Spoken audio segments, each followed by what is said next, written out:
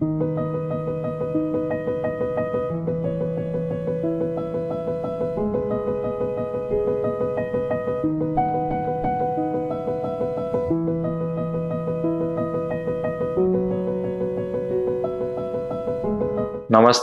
मेरा नाम डॉक्टर जय आर अनम है। मैं मुंबई स्थित एक ब्रेस्ट कैंसर, ब्रेस्ट ऑन्कोप्लास्टी और एस लिम्फा सर्जन हूँ। आज का मेरा वीडियो है ब्रेस्ट रिकंस्ट्रक्शन के ऊपर। मुझे मेरे श्रोताओं ने काफ़ी सवाल पूछे हैं ब्रेस्ट रिकंस्ट्रक्शन को लेकर। मैंने पहले भी काफ़ी सारे वीडियोस बनाए हैं और आज उन्हीं वीडियोस के बेसिस पे कुछ सवाल पूछे गए, उनका जवाब देने वाला हूँ मैं। तो सबसे पहला सवाल है कि can breast reconstruction surgery increase the risk of cancer recurrence. तो बहुत ही आसान सा सवाल पूछा है कि क्या ब्रेस्ट रिकंस्ट्रक्शन सर्जरी की वजह से ब्रेस्ट कैंसर रिकरेंस यानी ब्रेस्ट कैंसर दोबारा आ सकता है। तो इसका सटीक और सिंपल जवाब है नो। ब्रेस्ट कैंसर रिकंस्ट्रक्शन की वजह से ब्रेस्ट कैंसर फिर से नहीं आता है। ब्रेस्ट कैंसर के बाद जो हम रिकंस्ट्रक्शन करते हैं वो काफ़ी स्टैंडर्ड है, काफ़ी सालों से किया जाता है और इट इज़ वेरी सेफ और कैंसर फिर से मतलब इसकी वजह से नहीं आता है। तो be sure it's nothing to do with cancer recurrence. Next सवाल है कि क्या ब्रेस्ट रिकंस्ट्रक्शन में हमेशा हम इम्प्लांट्स यूज़ करते हैं। तो इसका भी जवाब नहीं है। तो जब भी हम होल ब्रेस्ट रिकंस्ट्रक्शन की बात करते हैं after any breast cancer surgery, तो ऑप्शंस रहते हैं कि हम ऑटोलॉगस टिश्यू यानी कि अपने खुद की मांसपेशी जैसे कि एब्डोमिनल फैट है या तो फिर एलडी मसल है वो यूज़ करके ब्रेस्ट रिकंस्ट्रक्शन कर सकते हैं, या तो फिर दूसरा ऑप्शन जो है इम्प्लांट्स का रहता है जो कि सिलिकॉन इम्प्लांट्स रहते हैं, उससे हम ब्रेस्ट रिकंस्ट्रक्शन कर सकते हैं।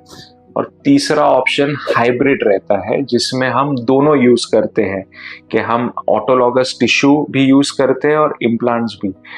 बट ये जो ऑप्शन है ये पेशेंट की बॉडी हैबिटस को देख के हम लेते हैं कि ये पेशेंट के इंटरेस्ट में होता है कि उनके लिए बेस्ट सूटेबल क्या है। तो काफ़ी सारे ऑप्शंस हैं। अगर आप किसी स्पेशलिस्ट डॉक्टर को मिलते हैं तो आपको ये ऑप्शंस दिए जाएंगे। मुझे नेक्स्ट सवाल पूछा गया है कि क्या ब्रेस्ट रिकंस्ट्रक्शन सर्जरी के लिए कुछ एज रिस्ट्रिक्शंस है। तो मेरा जवाब फिर से रहेगा नहीं। ब्रेस्ट रिकंस्ट्रक्शन चाहे वो पार्शियल ब्रेस्ट रिकंस्ट्रक्शन यानी कि ऑन्कोप्लास्टी हो जिसमें हमने सिर्फ कैंसर की गांठ विद सेफ मार्जिन निकाला है, उसके बाद हम ऑन्कोप्लास्टी करते हैं। मैंने ये 75 ईयर ओल्ड लेडी के लिए भी किया है। It is very safe.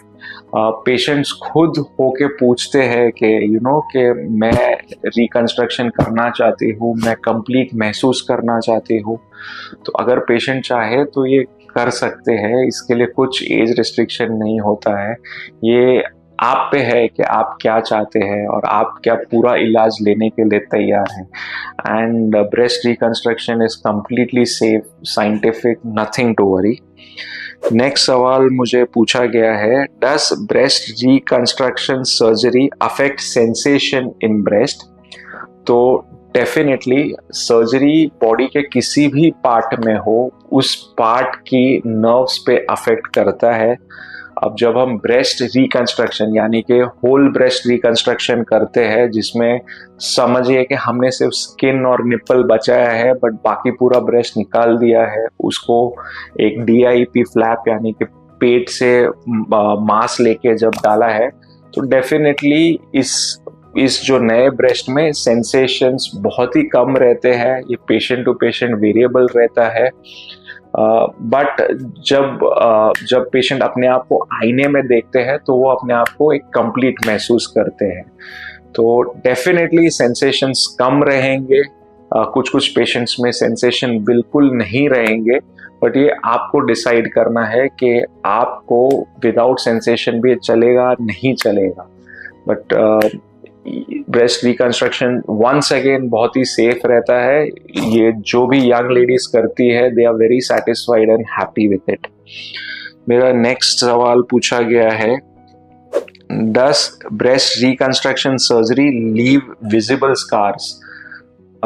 Visible scars का मतलब है कि स्कार्स कहीं ऊपर रहते हैं कि नहीं। तो अभी हमारे पास काफी ऐसे सर्जिकल ऑप्शंस है जिसमें कि हम हिडन स्कार्स यूज करते हैं। हिडन स्कार का मतलब है कि स्कार जो है वो इंफ्रा मैमरी क्रीज में हाइड हो जाता है या तो फिर लैटरल क्रीज में हाइड हो जाता है। तो जरूरी नहीं है कि हर एक पेशेंट को जिसमें ब्रेस्ट रिकंस्ट्रक्शन या ब्रेस्ट सर्जरी हुआ हो उनमें विजिबल स्कार रहेगा। Depending upon the body habitus of the patient, tumour किस जगह पे है, ट्यूमर स्किन के पास है कि नहीं है, हम डिसाइड कर सकते हैं और पेशेंट को हिडन स्कार सर्जरी भी ऑफर कर सकते हैं। नेक्स्ट सवाल पूछा गया है, is breast reconstruction surgery safe for all breast cancer survivors? तो मुझे मेरी प्रैक्टिस में काफ़ी पेशेंट्स ऐसे मिलते हैं जिनका पहले मैस्टेक्टमी यानी कि पूरा ब्रेस्ट निकाल दिया गया है, वो ऑपरेशन हो के अब 2-3 साल हो चुके हैं और अब वो ब्रेस्ट रिकंस्ट्रक्शन करवाना चाहते हैं। तो मैं उनसे यही कहता हूँ, ये कम्प्लीटली सेफ है एंड इससे कैंसर फिर से आने का खतरा नहीं होता है। ये आप पे है कि आपकी अपेक्षाएं क्या है, आप क्या करना चाहते हैं। एंड अभी काफ़ी सारे ऑप्शंस है जिसमें ये जो टर्म है इसको हम डिलेड ब्रेस्ट रिकंस्ट्रक्शन कहते हैं। डिलेड ब्रेस्ट रिकंस्ट्रक्शन में हम जैसे कि फिर से ऑटोलॉगस टिश्यू या इम्प्लांट या दोनों भी यूज करके पेशेंट को एक अच्छा ब्रेस्ट बना के दे सकते हैं। नेक्स्ट सवाल मुझे पूछा गया है, does breast reconstructive surgery require multiple surgeries? तो मेरा आंसर नहीं रहेगा कि इसमें हम एक टाइम में ही एक डेफिनेट सर्जरी प्रोवाइड कर सकते हैं, बट कुछ कुछ पेशेंट्स में ये डेफिनेट सर्जरी प्रोवाइड करना पॉसिबल नहीं रहता है।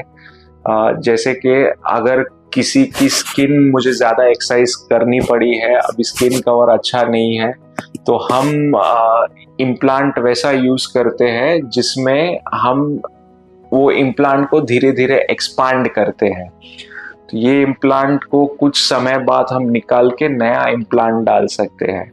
तो अगेन ये स्ट्रेट फॉरवर्ड आंसर नहीं रहेगा, बट हम कोशिश करते हैं कि मेजॉरिटी ऑफ द पेशेंट में हम एक ऑपरेशन में ही पूरा रिकंस्ट्रक्शन करें, बट कुछ कुछ पेशेंट जहाँ पे सूटेबल नहीं है हमें मल्टीपल सर्जरीज भी करने पड़ सकते हैं। नेक्स्ट सवाल पूछा गया है, does breast reconstruction surgery affect future mammograms? तो yes, it definitely affects the future mammograms. You have to consult your specialist doctor, वो आपको एडवाइस करेंगे कि हाँ अब आप मैमोग्राफी नहीं करवा सकते और आपको MRI करना पड़ेगा।